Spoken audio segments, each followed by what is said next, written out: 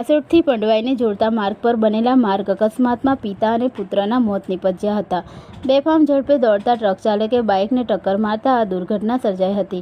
પ્રાપ્ત વિગત અનુસાર હાસોટના વાલનેર ગામના રહેવાસી 36 વર્ષીય રાજેશ વસાવા પોતાના 11 વર્ષીય પુત્ર સાહિલ વસાવા સાથે બાઇક પર હાસોટ જઈ રહ્યા હતા।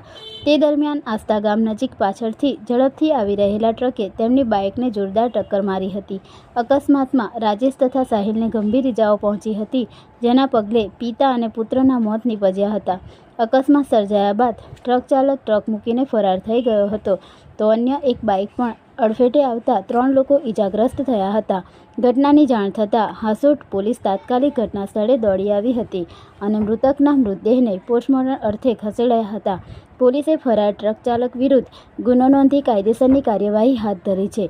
અત્રે ઉલ્લેખનીય છે કે હાસોટ રોડ પર હાલ નવનિર્માણ પામી રહેલ સાઇટો અને પ્રોજેક્ટના કામોને લઈ સતભારે વાહનોની અવરજવર રહે છે, તો સામે રોડ સાંકડા હોવાને પગલે ટ્રાફિક ઉપરાંત અકસ્માતના ગ્રાફમાં વધારો જોવા મળી રહ્યો છે।